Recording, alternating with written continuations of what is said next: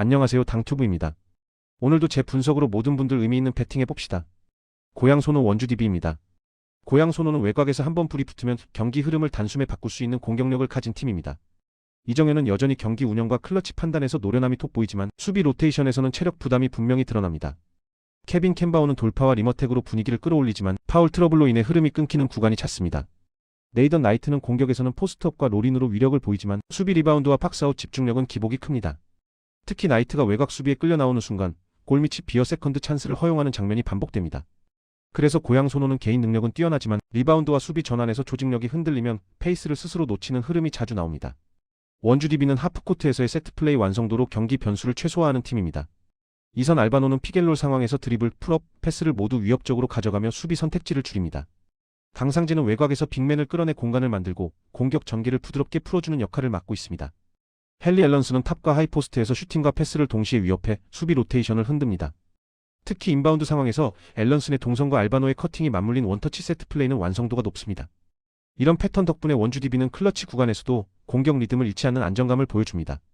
이번 경기는 외곽 득점보다 골밑 균형과 세트 플레이 완성도가 승부를 가를 가능성이 큽니다. 고양소노는 초반 템포를 살리면 위협적이지만 리바운드 싸움에서 밀리는 순간 공격 리듬이 급격히 떨어집니다. 이정현의 조율이 길어질수록 수비 전환이 느려지고 그 틈을 상대가 집요하게 파고들 수 있습니다. 반면 원주DB는 알바노 중심의 피겔롤과 앨런슨 활용으로 하프코트에서 꾸준히 해법을 만들어냅니다. 인바운드 한 두 번의 성공만으로도 흐름을 가져올 수 있는 구조라 접전일수록 강점이 더 살아납니다. 종합하면 경기 후반으로 갈수록 세트 플레이와 리바운드 안정감에서 원주DB가 우위를 점할 가능성이 높은 매치업입니다. 가스공사 서울 SK입니다. 대구 가스공사는 샘조세프 벨랑겔이 공수 리듬을 주도하는 가드 중심팀입니다. 벨랑겔은 하이픽 이후 드리블 돌파와 킥아웃을 동시에 위협하며 외곽 찬스를 만들어냅니다. 김국찬은 코너와 45도에서 움직임이 살아있는 슈터로 벨랑겔의 침투가 성공할수록 위력이 배가 됩니다. 닉 퍼킨스는 로우 포스트에서 버티는 힘과 팝아웃 슛을 겸비했지만 수비 리바운드 집중력은 기복이 있습니다. 문제는 1차 옵션이 막히는 순간 공격 전개가 단조로워지고 세컨 유닛 구간에서 세트 완성도가 급격히 떨어진다는 점입니다. 결국 외곽이 쉽거나 리바운드에서 밀리면 경기 흐름을 붙잡기 어려운 구조입니다. 서울 SK는 김낙현 중심의 사이드 피겔롤과 자밀 원희의 골밑 장악력이 명확한 팀입니다. 김낙현은 사이드에서 스크린을 활용해 중앙과 코너를 동시에 흔들며 공격 선택지를 넓힙니다. 알빈 톨렌티노는 스크린 이후 팝아웃 타이밍이 좋아 외곽에서 수비를 끌어내는 역할을 맡습니다. 자밀 원희는 포스트업과 롤인 모두에서 안정적인 마무리를 책임지는 확실한 1옵션입니다. 수비에서는 가드진 압박과 원희의 골밑 수비가 맞물려 상대 공격 시작 지점을 뒤로 밀어냅니다. 공격이 막혀도 다른 루트로 이어지는 구조 덕분에 접전에서도 흔들림이 적습니다. 이번 경기는 가스공사의 외곽 의존 공격과 서울 SK의 사이드 피겔롤 완성도가 맞붙는 흐름입니다. 가스공사는 벨랑겔과 김국찬의 외곽이 살아야 템포를 유지할 수 있지만 패턴이 읽히면 급격히 답답해집니다. 서울 SK는 사이드 피겔롤을 통해 원희와 코너 슈터를 동시에 살리며 수비를 계속 흔듭니다. 리바운드에서도 원희와 톨렌티노가 버티는 서울 SK가 점차 우위를 쌓아갈 가능성이 큽니다. 후반으로 갈수록 가스공사의 외곽 의존도가 높아질수록 세컨 찬스와 골밑 효율 차이가 벌어질 수 있습니다. 종합하면 경기 흐름이 길어질수록 서울 SK의 세트 완성도와 골밑 장악력이 더 선명하게 드러날 매치업입니다. 울산 모비스 KT 소닉붐입니다. 울산 모비스는 박무빈을 중심으로 하프코트 세트와 빠른 전환을 병행하는 팀입니다. 박무빈은 과감한 돌파와 공격 전개가 장점이지만 강한 압박이 이어지면 턴오버 리스크가 함께 커집니다. 레이션 해먼즈는 외곽과 포스트를 모두 소화하는 확실한 득점원으로 흐름을 타면 혼자서 쿼터를 지배할 수 있습니다. 다만 해먼즈 의존도가 높아질수록 오프볼 움직임이 둔해지고 공격 패턴이 단순해지는 문제가 드러납니다. 에릭 로메로는 전환 속도는 뛰어나지만 세트 수비와 박스아웃에서 기복이 있어 세컨드 찬스 허용이 잦습니다. 결국 후반으로 갈수록 인사이드 로테이션과 리바운드 집중력이 떨어지는 흐름이 반복되고 있습니다. 수원 KT는 가드 투핸들러를 기반으로 압박을 분산시키며 공격 템포를 유지하는 팀입니다. 김선영은 첫 스텝과 미드레인지에서 여전히 위력적이며 경기 운영에서 중심을 잡아줍니다. 조엘 카굴랑하는 압박 상황에서 백라인으로 내려와 패스를 이어가며 프레셔를 무력화하는 역할을 맡습니다. 아이자 힉스는 롤인과 팝아웃을 모두 수행해 골밑과 외곽을 동시에 위협하는 빅맨입니다. 이 구조 덕분에 수원 KT는 공격 시작점이 흔들리지 않고 하프코트에서도 선택지가 넓게 유지됩니다. 클러치 구간에서는 가드라인의 안정감과 힉스의 마무리가 맞물리며 집중력이 더욱 올라갑니다. 이번 경기는 울산 모비스의 해먼즈 중심 인사이드 운영과 수원 KT의 가드라인 안정성이 맞붙는 구도입니다. 울산 모비스는 풀코트 프레셔로 흐름을 흔들려 하겠지만 압박이 풀리는 순간 뒷공간 리스크가 커집니다. 수원 KT는 김선영과 카굴랑안의 역할 분담으로 압박을 벗겨내며 오히려 빠른 공격 기회를 만들어냅니다.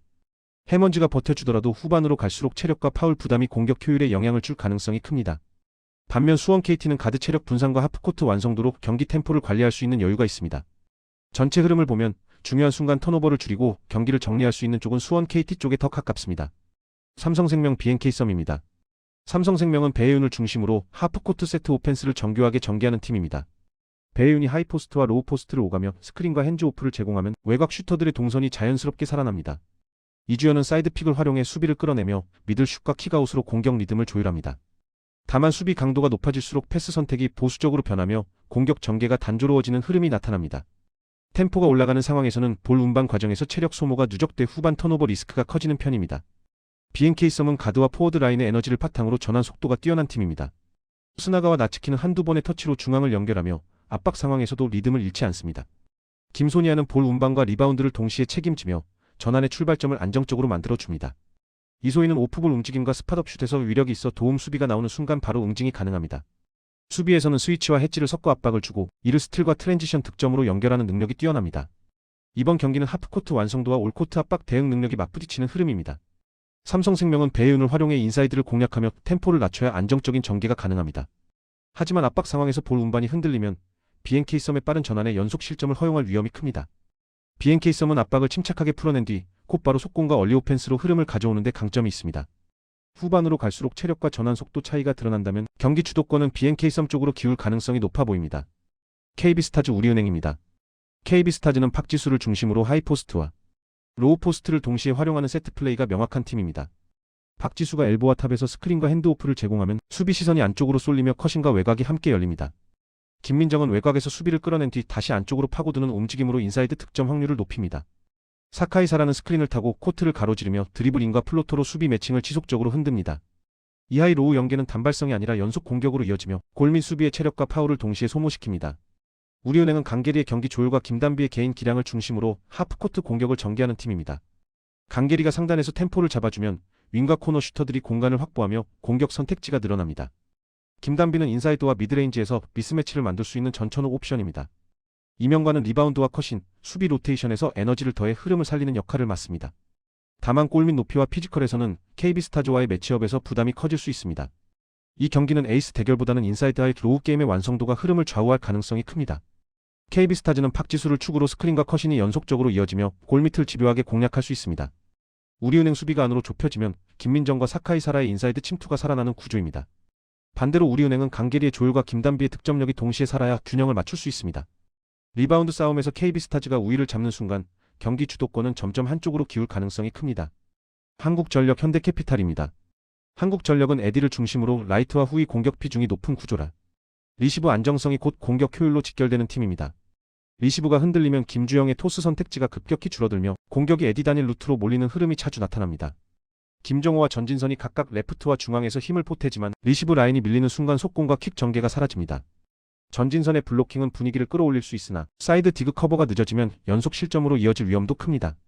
결국 한국전력은 서브 리시브를 얼마나 안정적으로 유지하느냐가 경기 전체 흐름을 좌우합니다.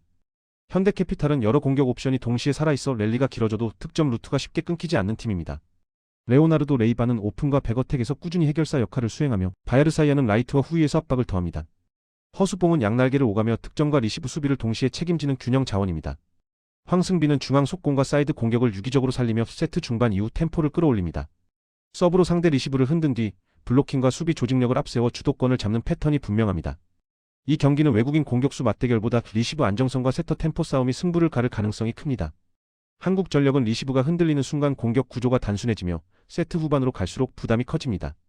반면 현대캐피탈은 사이드와 백어택 중앙 속공을 고르게 활용해 블로킹 타이밍을 계속 흔들 수 있습니다. 세트가 길어질수록 공격 선택지가 많은 현대캐피탈 쪽이 흐름을 유지하기 유리한 구도입니다. 한국전력이 서브와 블로킹으로 초반 흐름을 잡지 못하면 점수차는 점진적으로 벌어질 가능성이 높습니다. GS칼텍스 흥국생명입니다. GS칼텍스는 세트 초반부터 미들 지역을 집요하게 공략하며 흐름을 선점하는 팀입니다. 실바의 킥과 시간차를 연속으로 사용해 중앙 블로킹 간격을 벌린 뒤 레프트 사이드로 전환하는 패턴이 명확합니다. 이 과정에서 상대 블로킹은 안쪽과 사이드를 동시에 의식하게 되며 코트 안 짧은 공간과 측면이 함께 열립니다. 실바는 높은 타점의 강타와 백어택으로 결정력을 책임지며 랠리 마무리 능력이 분명한 자원입니다. 레이나는 레프트에서 코스 공략과 각도 조절이 뛰어나 블로킹 사이를 꾸준히 파고듭니다. 유서영과 최유림이 리시브와 수비를 안정시키면서 GS칼텍스는 초반부터 공격 템포를 유지하는 구조를 갖추고 있습니다. 흥국생명은 레베카를 중심으로 한 강력한 사이드 공격과 미들 블로킹 조직력이 핵심인 팀입니다. 레베카는 높은 타점과 파워를 바탕으로 흐름이 막힐 때도 공을 맡길 수 있는 확실한 1옵션입니다. 김다은은 안정적인 스윙과 코스 활용으로 레베카와 함께 사이드아웃을 책임집니다. 문지훈과 김수진은 중앙 속공과 블로킹에서 역할을 수행하지만 리시브가 흔들리면 활용도가 급격히 낮아집니다. 리시브가 밀리는 순간 공격이 사이드에 쏠리며 강타 의존도가 높아지는 경향이 반복됩니다. 경기가 길어질수록 블로킹이 읽히는 공격과 범실이 함께 늘어날 위험을 안고 있습니다. 이 경기는 미들 공략으로 블로킹 간격을 먼저 무너뜨릴 수 있는 팀이 흐름을 쥘 가능성이 큽니다. GS 칼텍스는 실바의 킥과 시간차로 중앙을 흔든 뒤 레프트와 백어택으로 전환하는 구조가 이미 완성된 팀입니다. 이 패턴이 자리 잡히면 사이드 공격의 성공률이 눈에 띄게 올라가며 세트 운영이 한결 수월해집니다. 반면 흥국생명은 리시브가 흔들리는 순간 중앙 활용이 줄고 레베카와 김다은 쪽으로 공격이 단조로워질 수 있습니다. GS 칼텍스가 리시브를 안정시키며 미들 템포를 유지한다면 블로킹 간격을 넓힌 상태에서 후반 승부까지 유리하게 끌고 갈 수 있습니다. 전체적인 전술 구조와 세트 운영 완성도를 감안하면 흐름을 주도할 가능성은 GS 칼텍스 쪽이 조금 더 선명해 보입니다. 감사합니다. 오늘도 당첨되는 베팅하시고요. 최종 조합은 영상 아래 고정 댓글로 말 걸어주시면 조건 없이 최종 조합 공유해드립니다.